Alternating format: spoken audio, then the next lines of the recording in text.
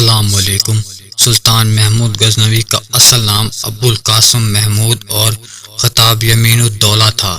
ان کی پیدائش 2 اکتوبر 971 اور بعض تاریخی حوالوں میں نومبر 971 میں ہوئی۔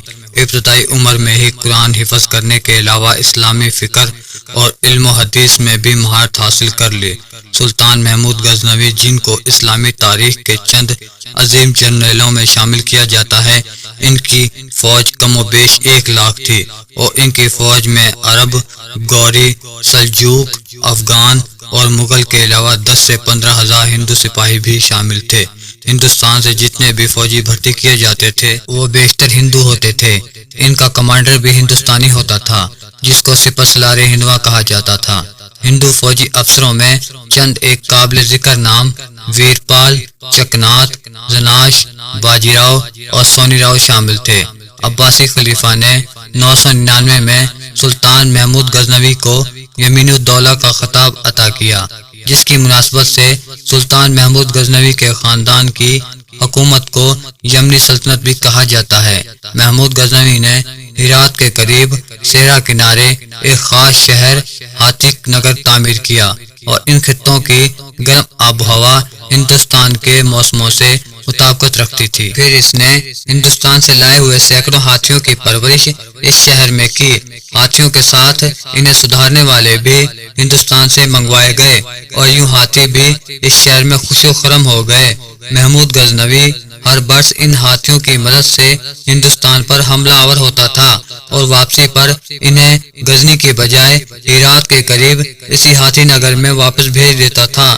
سلطان محمود غزنوی، جس کی سب سے بڑی وجہ شہرت ہندوستان پر 17 حملے ہیں، اس کی بنیادی وجہ جان لینا انتہائی ضروری ہے۔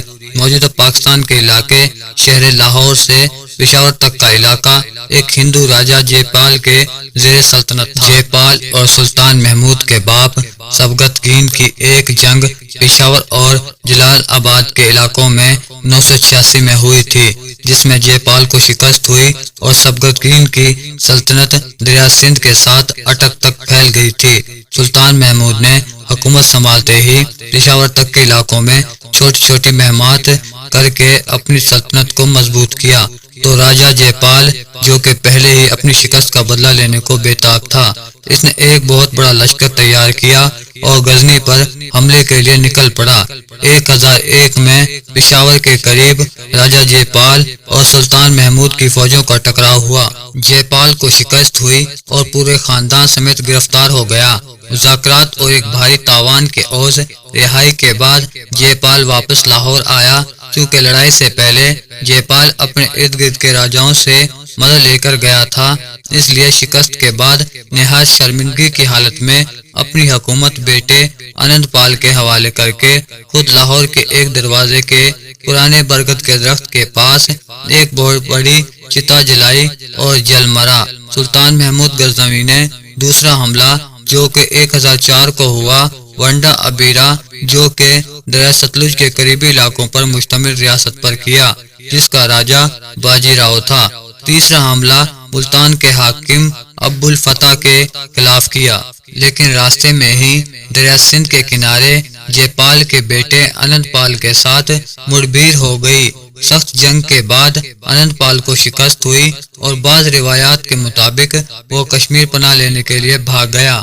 آنند پال کو شکست دینے کے بعد سلطان محمود نے ملتان کا رخ کیا اور ملتان کو فتح کرنے کے بعد کہا جاتا ہے ملتان کا حاکم جے پال کے پوتے سکھپال کو مقرر کیا، جو اسلام قبول کر چکا تھا۔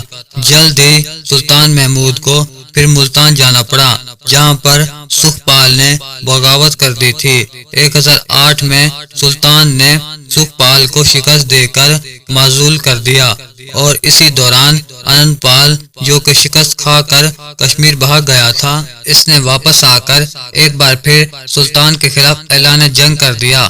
اس کے ساتھ ہی آنند پال نے ارد گرد کے راجاؤں سے مدد لے کر ایک بہت بڑا لشکر اکٹھا کر دیا۔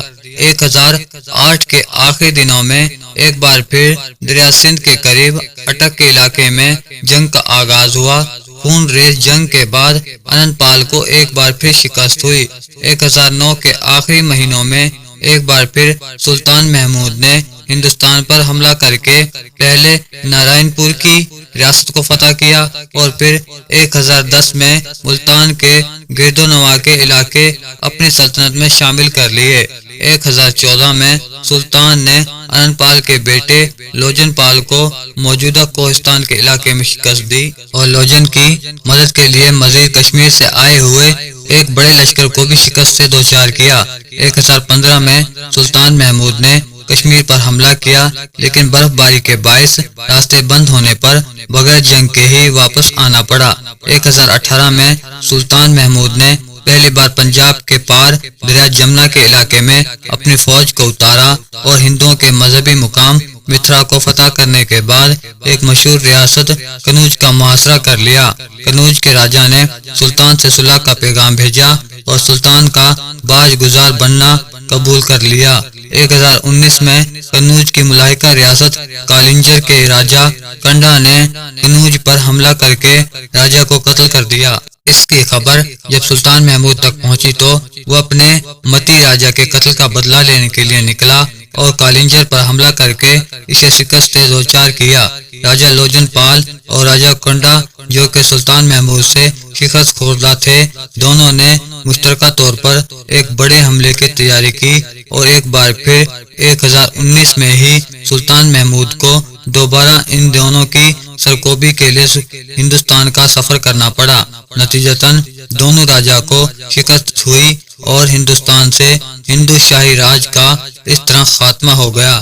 سلطان محمود غزنوی 1020 سے 1025 عیسوی کے درمیانی حصے میں سلطنت کے شمالی مغربی حصے اور دریا فرات کی وادیوں میں فتوحات میں مشغول رہا۔ اسی عرصے میں سلطان محمود کو اپنے مخبروں سے یہ اطلاع متواتر مل رہی تھی کہ شمالی اور وسطی ہندوستان کی تمام ریاستیں سلطان سے شکست کھانے کے بعد بدلہ لینے کے لیے ہاتھ پیر مار رہی ہیں اور اب کی بار ایک مشترکہ حملے کی تیاری ہے۔ اس لیے گجرات کے علاقے کاٹھیا واڑ میں ایک بہت ہی مشہور مندر سومناتھ کو مرکز بنایا گیا ہے۔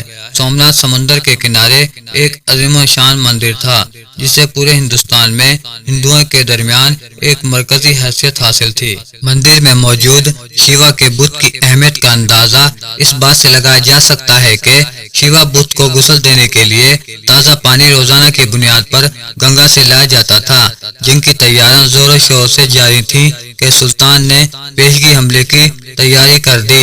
غزنی سے سومناتھ تک کا فاصلہ تقریباً 2600 کلومیٹر بنتا ہے، جس میں سے 500 کلومیٹر طویل مشکل ترین صحرا چولستان اور راجستھان بھی تھا۔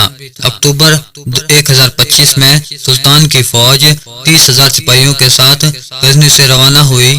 3 مہینوں کی مسافت کے بعد جنوری 1026 میں سومناتھ مندر کے قریب پڑاؤ ڈالا۔ ہندوستان کے طول و عرض سے مہاراجا اور راجواڑے اپنی اپنی فوجوں کے ساتھ مندر کی حفاظت کے لیے موجود تھے۔ جنگ کا آغاز ہوا اور ایک سخت مقابلے کے بعد سلطان محمود فتح یاب ہوا اور مندر کو توڑ ڈالا گیا۔ یہی وہ مشہور جنگ ہے جس کی بنا پر بعض مورخین نے سلطان محمود کی ذات کو ایک لٹیرا مشہور کرنے میں اہم کردار ادا کیا۔